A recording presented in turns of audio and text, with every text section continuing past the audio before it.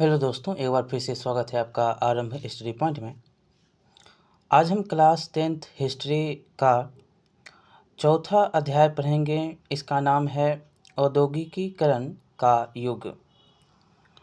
यह एनसीईआरटी का जो सीरीज चल रहा है उसमें महत्वपूर्ण सारे अध्याय आपको देखने को मिल रहे हैं और यहाँ से क्वेश्चन बार बार पूछा भी जाता है। तो चलिए शुरुआत करते हैं। इसमें पहला जो पॉइंट होगा उसमें है कि एक चित्र आप देख रहे हैं, ये dawn of the century ET Paul music company New York America एवं इंग्लैंड 1900 ईस्वी। तो यह 1900 ईस्वी में यह चित्र आप जो डॉन ऑफ द सेंचुरी के नाम से यहाँ पर दिया गया है। ये यहाँ पर आपको जो पॉइंट पढ़ना है जिसमें लिखा गया है कि ईटी पॉल म्यूजिक कंपनी ने सन 1900 में संगीत की एक किताब प्रकाशित की थी, जिसकी जिल्द पर दी गई तस्वीर में नई सदी के उदय मतलब डॉन ऑफ द सेंचुरी जो चित्र में दर्शाया गया है का ऐलान किया था। जैसा कि आप इस चित्र में देख सकते हैं, तस्वीर के मध्य में एक देवी जैसी तस्वीर है। यह देवी हाथ में नई शताब्दी की ध्वजा लिए प्रगति का फरिश्ता दिखाई देती है। उसका एक पाँव पंखों वाले पहियों पर टिका हुआ है। यह पहिया समय का प्रतीक है। उसकी उड़ान भविष्य की ओर है। उसके पीछे उन्नति के चिन्ह तैर रहे हैं, रेलवे, कैमरा, मशीनें, प्रिंटिंग प्रेस और कारखाना। आगे है कि मशीन और तकनीक का यह महिमा मंडन एक अन्य तस्वीर में और भी ज़्यादा साफ दिखाई देता है। यह तस्वीर एक व्यापारिक पत्रिका के पन्नों पर 100 साल से भी पहले छपी थी। हम दूसरा चित्र देखेंगे जिसमें इस तस्वीर में दो जादूगर दिखाए गए हैं।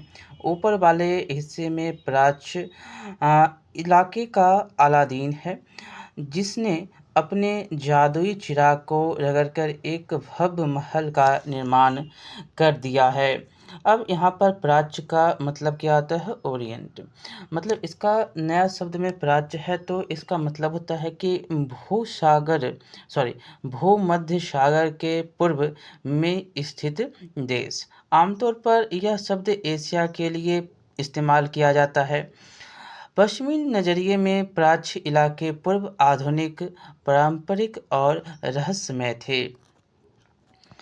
यहाँ पर देखिए नीचे एक आधुनिक मैकेनिक है जो अपने आधुनिक औजारों से एक नया जादू रच रहा है। ये तस्वीर आप देख सकते हैं और ये जादुई चिराग जो दिख सकता है आपको अलादीन का।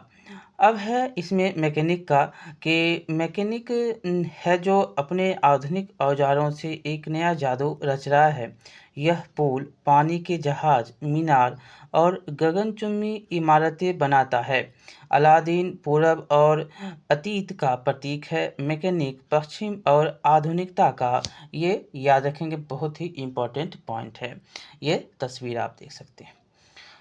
ये तस्वीर आधुनिक विश्व की विजय गाथा कहती है। इस गाथा में आधुनिक विश्व द्रुत तकनीकी बदलावों व आविष्कारों, मशीनों व कारखानों, रेलवे और वाष्पपोतों की दुनिया के रूप में दर्शाया गया है। इसमें औद्योगिकरण का इतिहास विकास की कहानी के रूप में सामने आता है और आधुनिक युग तकनीकी प्रगति के भव्य युग के रूप में उभरता है। आगे है कि अब ये छवियाँ और ये संबंध लोकमानस का हिस्सा बन चुके हैं। क्या आप भी तेज औद्योगिकरण को प्रगति व आधुनिकता के काल के रूप में नहीं देखते हैं? क्या आपको नहीं लगता कि रेलवे और फैक्ट्रियों का निर्माण, गगनचुंबी इमारतों व पुलों का विस्तार समाज के विकास का घोतक होता है? ये छवियाँ किस प्रकार विकसित हुई हैं? इन विचारों से हमारा क्या संबंध है? क्या औद्योगिकरण के लिए तीव्र तकनीकी विकास हमेशा ज़रूरी होता है? क्या आज भी हम तमाम तरह के कामों के दिनों-दिन बढ़ते मशीनीकरण का गुणगान कर सकते हैं? औद्योगिकरण से लोगों की ज़िंदगी पर क्या असर पड़ा है? ऐसे सवालों का जवाब देने के लिए हमें औद्योगिकरण के इतिहास को समझना पड़ेगा। ये दो जादूगर जो इंग्लैंड प्रिंट्स में प्रकाशित 26 जनवरी 1901 में दर्शाया गया है, मतलब बनाया।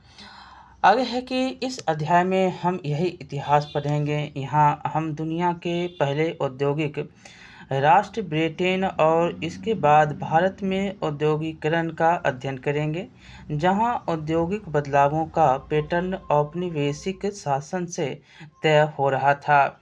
आइए अब हम आगे बढ़ते हैं, जिसमें गतिविधि जो आप देख रहे हैं करने के लिए कहता है कि दो ऐसे उदाहरण दीजिए जहां आधुनिक विकास से प्रगति की बजाय समस्याएं पैदा हुई।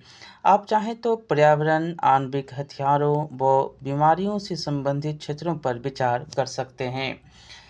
अब आगे है कि औद्योगिक क्रांति से पहले, इसमें बहुत ही इम्पोर्टेंट पॉइंट आपको मिलेंगे। देखिए लिखा गया है कि औद्योगिकरण को अक्सर हम कारखानों के विकास के साथ ही जोड़कर देखते हैं। जब हम औद्योगिक उत्पादन की बात करते हैं तो हमारा आशय फैक्ट्रियों में होने वाले उत्पादन से होता है, और जब हम औद्योगिक मजदूरों की बात करते हैं तो भी हमारा आशय कारखानों में काम करने वाले मजदूरों से ही होता है। औद्योगिकरण के इतिहास अक्सर प्रारंभिक फैक्ट्रियों की स्थापना से शुरू होते हैं। अब आगे आगे है कि इ- पर इस सोच में एक समस्या है। दरअसल इंग्लैंड और यूरोप में फैक्ट्रियों की स्थापना से भी पहले ही अंतर्राष्ट्रीय बाजार के लिए बड़े पैमाने पर औद्योगिक उत्पादन होने लगा था। यह उत्पादन फैक्ट्रियों में नहीं होता था। बहुत सारे इतिहासकार औद्योगिकरण के इस चरण को आदि औद्योगिकरण का नाम देते हैं। ये आदि मतलब क्या होता है? आदि मतलब होता है किसी चीज़ की पहली या प्रारंभिक अवस्था का संकेत। आगे है कि 17वीं और 18वीं शताब्दी में यूरोपीय शहरों के सौदागर गाँव की तरफ रुख करने लगे थे। वे किसानों और कारीगरों को पैसा देते थे और उनसे अंतर्राष्ट्रीय बाजार के लिए उत्पादन करवाते थे। उस समय विश्व व्यापार के विस्तार और दुनिया के विभिन्न भागों में उपनिवेशों की स्थापना के कारण चीज़ों की मांग बढ़ने लगी थी। इस मांग को पूरा करने के लिए केवल शहरों में रहते हुए उत्पादन नहीं बढ़ाया जा सकता था।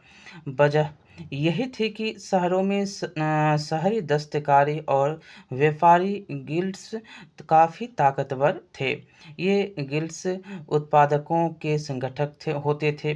गिल्ड्स से जुड़े उत्पादक कारीगरों को प्रशिक्षण देते थे। उत्पादकों का जो है उत्पादकों पर नियंत्रण रखते थे, प्रतिस्पर्धा और मूल्य तय करते थे तथा व्यवसाय में नए लोगों को आने से रोकते थे। शासकों ने भी विभिन्न गिल्ड्स को खास उत्पादों के उत्पादन और व्यापार का एकाधिकार दिया हुआ था। फलस्वरूप नए व्यापारी शहरों में कारोबार नहीं कर सकते थे, इसीलिए वे गांव की तरफ जाने लगे। आप समझ सकते हैं यहाँ से आगे। अब है कि गांव में गरीब काश्तकार और दस्तकार सौदागरों के लिए काम करने लगे। जैसे कि आपने पिछले साल के पाठ्यक्रम में देखा है कि यह एक ऐसा समय था जब खुले खेत खत्म होते जा रहे थे और कॉमन्स की बाड़ाबंदी की जा रही थी। अब तक अपनी रोजी रोटी के लिए साझा जमीनों से जलावन की लकड़ी, बेरियां, सब्जियां, भूसा और चारा आदि बिनकर काम चलाने वाले छोटे किसान कॉटेजर और गरीब किसान आमदनी के नए स्रोत ढूंढ रहे थे। बहुतों के पास छोटे-मोटे खेत तो थे, लेकिन उनसे घर के सारे लोगों का पेट नहीं भर सकता था। इसीलिए जब सौदागर वहां आए और उन्होंने माल पैदा करने के लिए पेशगी रकम दी, तो किसान फौरन तैयार हो गए। सौदागरों के लिए काम करते हुए वे गांव में ही रहते हुए अपने छोटे-छोटे खेतों को भी संभाल सकते थे। यहाँ पर एक चित्र दर्शाया गया है जिसमें 18वीं सदी में कताई का जो कैसा रूप था, जिसमें दिखाया गया है कि परिवार के सभी सदस्य धागा बनाने के काम में लगे हैं। ध्यान से देखेंगे कि एक चरखे पर केवल एक ही तकली बन रही है, यहाँ पर आपको दिखाई दे रहा है। आगे देखिए, इस आदि औद्योगिक उत्पादन से होने वाली आमदनी ने खेती के कारण सिमटती आय में बड़ा सहारा दिया। अब उन्हें पूरे परिवार में श्रम संसाधनों के इस्तेमाल का मौका मिल गया। अगर कि इस व्यवस्था से शहरों और गांवों के बीच एक घनिष्ठ संबंध विकसित हुआ। सौदागर रहते तो शहरों में थे, लेकिन उनके लिए काम ज़्यादातर देहात में चलता था। इंग्लैंड के कपड़ा व्यवसायी स्टेपलर्स से ऊन खरीदते थे और उसे सूत काटने वालों के पास पहुंचा देते थे। जो जो धागा मिलता था उसे बुनकरों, फ्लूलर्ज और रंगसाजों के पास ले जाया जाता था। लंदन में कपड़ों की फिनिशिंग होती थी, उसके बाद निर्यातक व्यापारी कपड़े को अंतर्राष्ट्रीय बाजार में बेच देते थे। इसीलिए लंदन को तो फिनिशिंग सेंटर के रूप में जाना जाता था। दो शब्द आए स्टेपलर मतलब होता है ऐसा व्यक्ति जो रेशों के हिसाब से उनको स्टेपल करता या छांटता है। दूसरा है फूलर ऐसा व्यक्ति जो फूल करता है, यानी चुन्नटों के सहारे कपड़े को समेटता है। तीसरा है कार्डिंग मतलब होता है वह प्रक्रिया जिसमें कपास या ऊन आदि रेशों को कताई के लिए तैयार किया जाता है। आगे देखेंगे, आगे है कि यदि यह आदि औद्योगिक व्यवस्था व्यावसायिक आदान प्रदान के नेटवर्क का हिस्सा था। इस पर सौदागरों का नियंत्रण था और इन चीज़ों का उत्पादन कारखानों की बजाय घरों में होता था। उत्पादन के प्रत्येक चरण में प्रत्येक सौदागर 20 से 25 मजदूरों से काम करवाता था। इसका मतलब यह था कि कपड़ों के एक सौदागर के पास सैकड़ों मजदूर काम करते थे। 1.1 में देखेंगे अब कारखानों का उदय। देखिए, लिखा गया कि इंग्लैंड में सबसे पहले 1730 के दशक में कारखाने खुले, लेकिन उनकी संख्या में तेजी से इजाफा 18वीं सदी के आखिर में हुआ। ये याद रखेंगे। कपास मतलब कॉटन एक नए युग का पहला प्रतीक था। 19वीं सदी के आखिर में कपास के उत्पादन में भारी बढ़ोतरी हुई। 1760 में ब्रिटेन अपने कपास उद्योग की ज़रूरतों को पूरा करने के लिए 25 लाख पाउंड कच्चे कपास का आयात करता था और 1787 में यह आयात बढ़कर 220 लाख पाउंड तक पहुंच गया। यह इजाफा उत्पादन की प्रक्रिया में बहुत सारे बदलावों का परिणाम था। आइए देखें कि ये बदलाव कौन से थे। देखिए, आगे है कि 18वीं सदी में कई ऐसे आविष्कार हुए जिन्होंने उत्पादन प्रक्रिया, कोडिंग, ऐंठना व कताई और लपेटने के हर चरण की कुशलता बढ़ा दी। प्रति मजदूर उत्पादन बढ़ गया और पहले से ज़्यादा मजबूत धागों व रेशों का उत्पादन होने लगा। इसके बाद रिचर्ड आर्कराइट ने सूती कपड़ा मिल की रूपरेखा सामने रखी। बहुत ही इम्पोर्टेंट ये पॉइंट है। अभी तक कपड़ा उत्पादन पूरे देहात में फैला हुआ था। यह काम अपने अपने घर पर ही करते थे, लेकिन अब महंगी नई मशीनें खरीदकर उन्हें कारखानों में लगाया जा सकता था। कारखाने में सारी प्रक्रिया एक छत के नीचे और एक मालिक के हाथ में आ गई थी। इसके चलते उत्पादन प्रक्रिया पर निगरानी, गुणवत्ता का ध्यान रखना और मजदूरों पर नज़र रखना संभव हो गया था। जब तक उत्पादन गांव में हो रहा था, तब तक ये सारे काम संभव नहीं थे।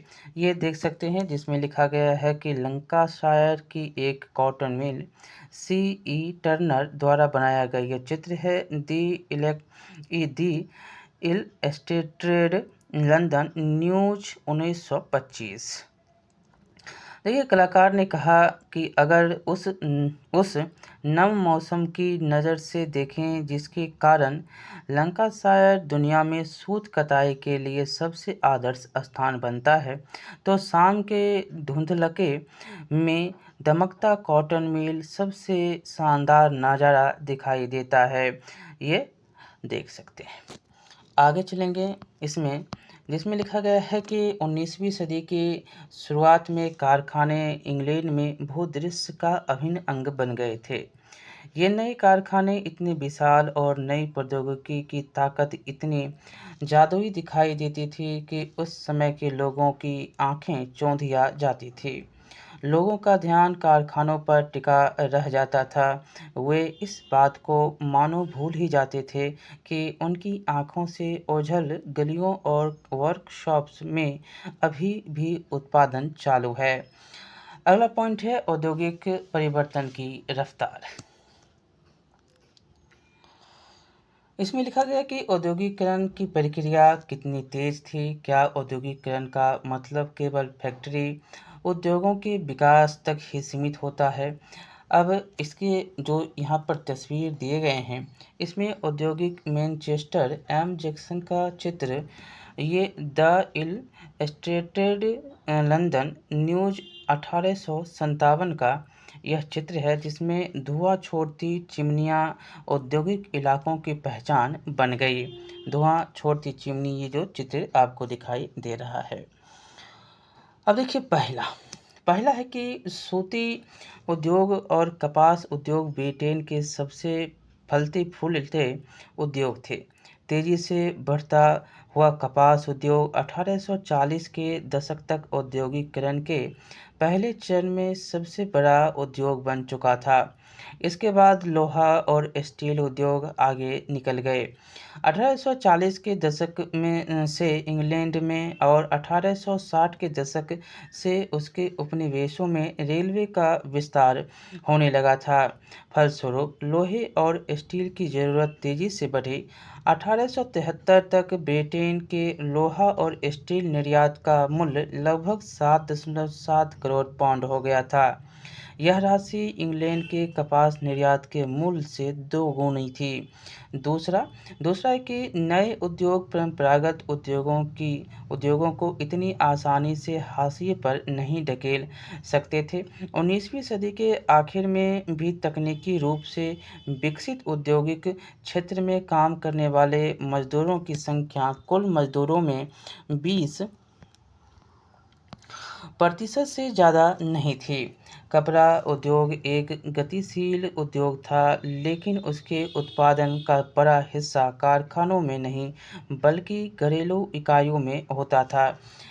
आगे तीसरा है कि यद्यपि परंपरागत उद्योगों में परिवर्तन की गति भाप से चलने वाले सूती और धातु उद्योगों से तय नहीं हो रही थी, लेकिन ये परंपरागत उद्योग पूरी तरह ठहराव की अवस्था में भी नहीं थे।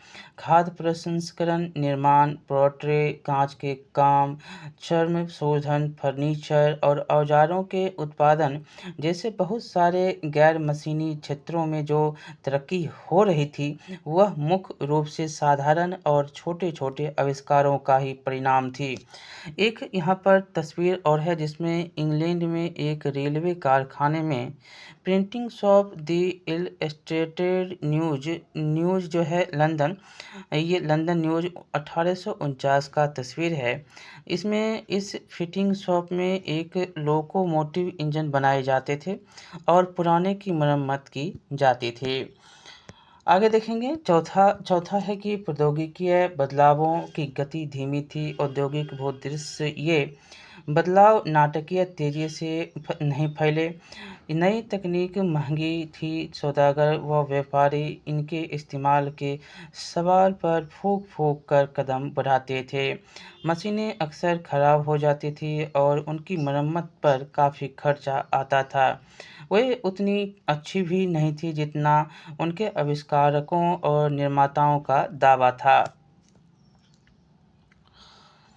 आगे है कि इस बात को समझने के लिए आइए भाप के इंजन का उदाहरण लें।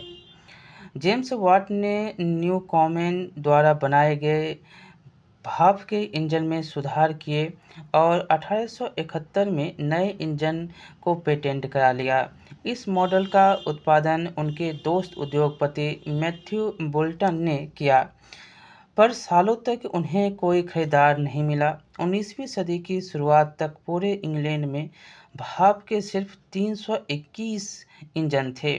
इनमें से 80 इंजन सूती उद्योगों में, 9 ऊन उद्योगों में और बाकी खनन, नहर निर्माण और लौह कार्यों में इस्तेमाल हो रहे थे। और किसी उद्योग में भाप के इंजनों का इस्तेमाल काफ़ी समय बाद तक भी नहीं हुआ। यानी मजदूरों की उत्पादन क्षमता को कई गुना बढ़ाने की संभावना वाले सबसे शक्तिशाली प्रौद्योगिकी को अपनाने में भी उद्योगपति बहुत हिचकिचा रहे थे। ये एक तस्वीर है, इसे पहले यहाँ पर देखेंगे, जिसमें अब इतिहासकार इस बात को मानने लगे हैं कि 19वीं सदी के मध्य का औसत मजदूर मशीनों पर काम करने वाला नहीं बल्कि परंपरागत कारीगर और मजदूर ही होता था। ये एक तस्वीर है जिसमें 1830 की एक कताई फैक्ट्री है। आप देख सकते हैं कि इस तरह भाप की ताकत से चलने वाले विशालकाय पहिए एक साथ सैकड़ों तकलियों को घुमाने लगते थे। ये आपको तस्वीर में दिखाई दे रहा है। अब दूसरा है जिसमें हाथ का श्रम और वाष्प शक्ति। देखिए इसमें दूसरा जो पॉइंट है उसमें है कि हाथ का श्रम और वाष्प शक्ति में हम पढ़ेंगे जिसमें विक्टोरिया कालीन ब्रिटेन में मानव श्रम की कोई कमी नहीं थी। गरीब किसान और बेकार लोग कामकाज की तलाश में बड़ी संख्या में शहरों को जाते थे। जैसा कि आप आगे जानेंगे, जब श्रमिकों की बहुतायत होती है तो वेतन गिर जाते हैं। इसलिए उद्योगपतियों को श्रमिकों की कमी या वेतन के मद में भारी लागत जैसी कोई परेशानी नहीं थी। उन्हें ऐसी मशीनों में कोई दिलचस्पी नहीं थी जिनके कारण मजदूरों से छुटकारा मिल जाए और जिन पर बहुत ज़्यादा खर्चा आने वाला हो। आगे है कि बहुत सारे उद्योगों में श्रमिकों की मांग मौसमी आधार पर घटती बढ़ती रहती थी। गैस घरों और शराबखानों में जाड़ों के दौरान खासा काम कर रहता था। इस दौरान उन्हें ज़्यादा मजदूरों की ज़रूरत होती थी। क्रिसमस के समय बुक बाइंडरों और प्रिंटरों को भी दिसंबर से पहले अतिरिक्त मजदूरों की दरकार रहती थी। बंदरगाहों पर जहाज़ों की मरम्मत और साफ सफाई व सजावट का काम भी जोरों में ही किया जाता था। जिन उद्योगों में मौसम के साथ उत्पादन उत्पादन घटता बढ़ता रहता था, वहाँ उद्योगपति मशीनों की बजाय मजदूरों को ही काम पर रखना पसंद करते थे। अब हम यहाँ पर एक जो चित्र है उसको और स्रोत को पहले पढ़ेंगे। देख सकते हैं ये चित्र जो कि काम की तलाश में निकले लोग, द इलस्ट्रेटेड लंदन न्यूज़ 1879। कुछ लोग जो है छोटी-मोटी चीज़ें बेचते और अस्थायी काम तलाशते हुए हमेशा एक जगह से दूसरी जगह भटकते रहते थे। अब देखिए यहाँ पर कि बहुत ही इम्पोर्टेंट है, देख सकते हैं लिखा गया है कि ये स्रोत बिल थॉर्न मौसमी काम की तलाश में निकलने वाले मजदूरों में से एक थे। उन्होंने ईंट ढोई और अन्य छोटे-मोटे काम किए। वह बताते हैं कि नौकरी के इच्छुक किस तरह पैदल लंदन जाते थे। मैं हमेशा लंदन जाना चाहता था। मेरी इच्छा हमेशा एक पुराने दोस्त के खेतों को पढ़कर और मजबूत हो जाती थी। वह old Kent road gas works में काम करता है। आखिरकार मैंने जाने का मन बना लिया। नवंबर 1881 में दो दोस्तों के साथ मैं सफ़र पर निकल पड़ा। हम इस आशा से भरे हुए थे कि वहाँ पहुँचते ही अपने दोस्त की मदद से हमें रोज़गार मिल जाएगा। जब हम निकले तो हमारे पास ख़ास कोई पैसा नहीं था। लंदन तक के रास्ते के लिए खाने और रात को ठहरने का पैसा भी नहीं था। कई दिन हम दो जो है कई दिन हम 20 मील और कई बार उससे कम पैदल चलते थे। तीसरे दिन हमारे पैसे ख़त्म हो गए। 2 रातें हमने बाहर बाहर ही सोते हुए गुजारी। एक बार भूसे के ढेर तले और एक बार खेत में बने एक शेड में। लंदन पहुंचने पर मैंने अपने दोस्त को ढूंढने का प्रयास किया, लेकिन नाकामयाब रहे।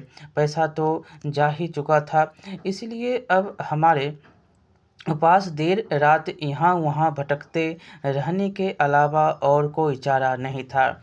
शाम को हम सोने का कोई ठिकाना ढूँढते थे। हमने एक पुरानी इमारत ढूँढी और एक रात उसी में बिताई। अगले दिन इतवार था। दोपहर बाद हम ओल्ड केंट गैस वर्क्स पहुँचे। वहाँ हमने काम के लिए अर्जी दे दी। यह देखकर मेरे अचरज की सीमा न रही। हम जिसे ढूंढ रहे थे वह वहीं काम कर रहा था। उसने फोरमैन से बात की और मुझे नौकरी पर रख लिया गया। ये जो स्रोत है वो एच.जे.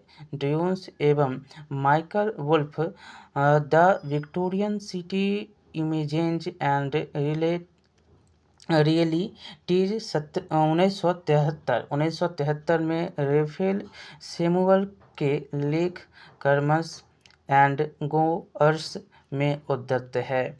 ठीक है, अब आगे हम चलेंगे। आगे है कि बहुत सारे उत्पाद केवल हाथ से ही तैयार किए जा सकते थे। मशीनों से एक जैसे तय किस्म के उत्पाद ही जो है बड़ी संख्या में बनाए जा सकते थे। लेकिन बाजार में अक्सर बारीक डिजाइन और ख़ास आकारों वाली चीज़ों की काफ़ी मांग रहती थी।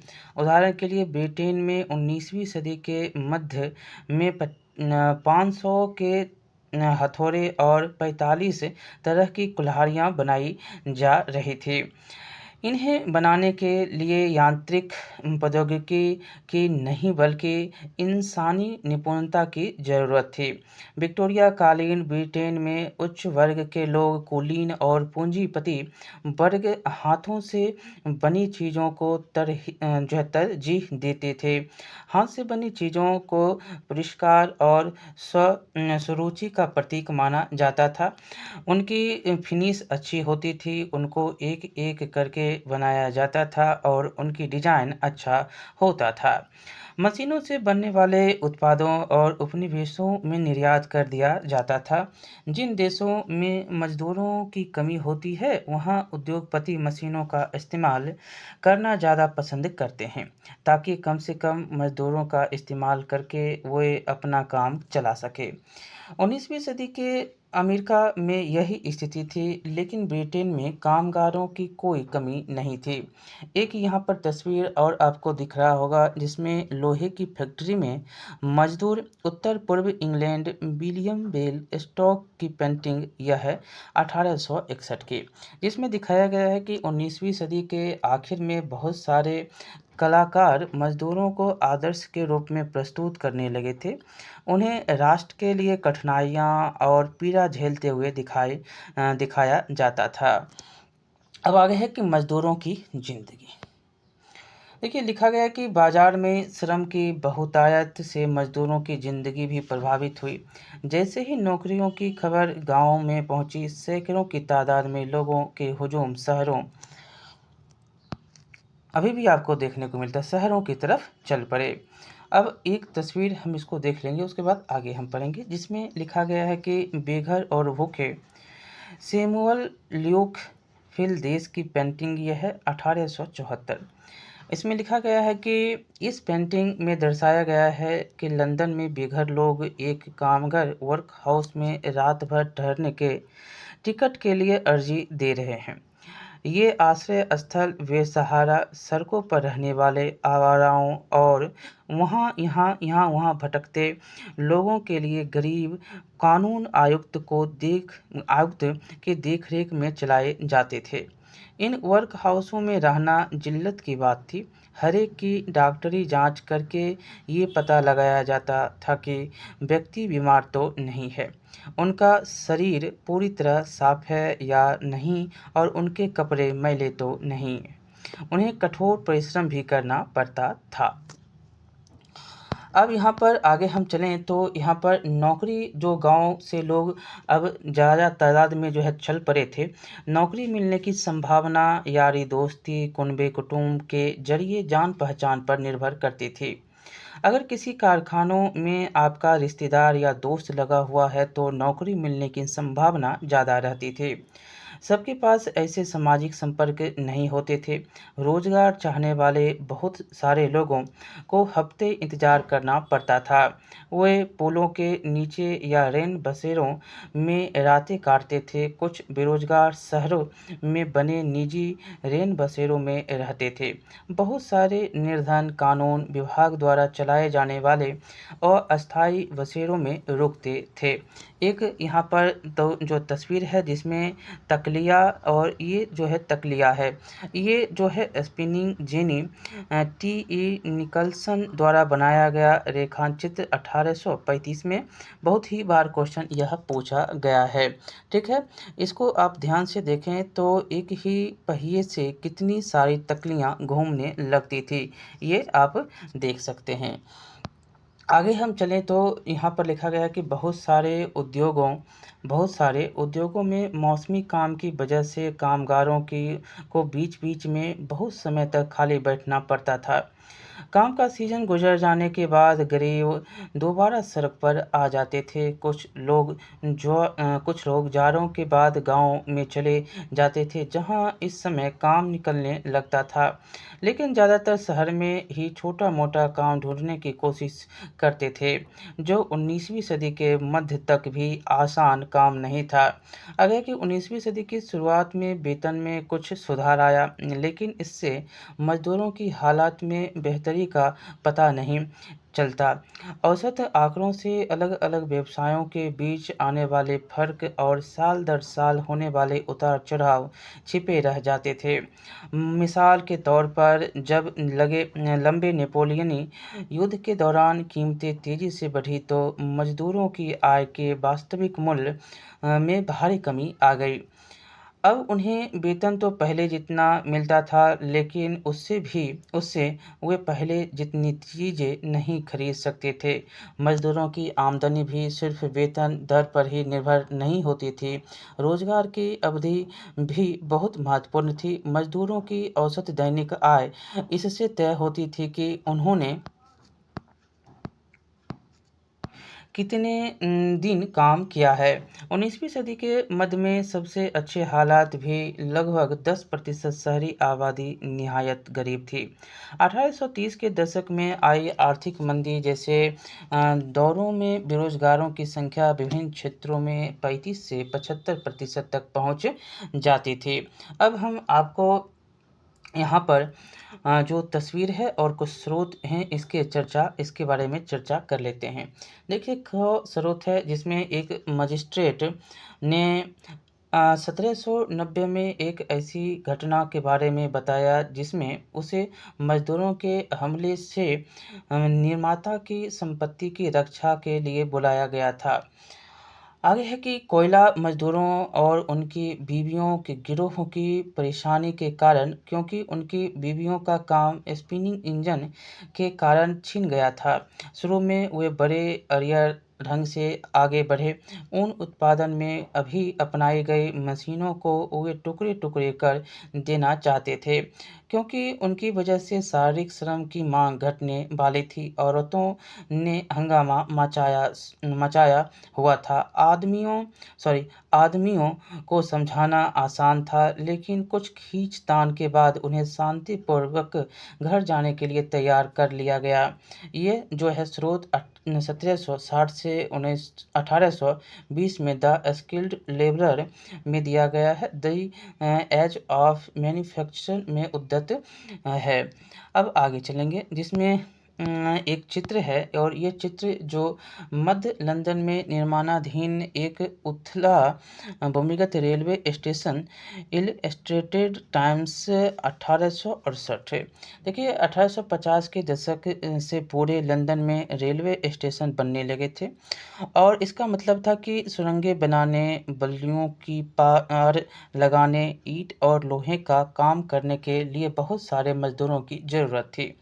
रोजगार चाहने वाले एक निर्माण स्थल से दूसरे निर्माण स्थल तक जाते रहते थे। अब हम आगे चलेंगे।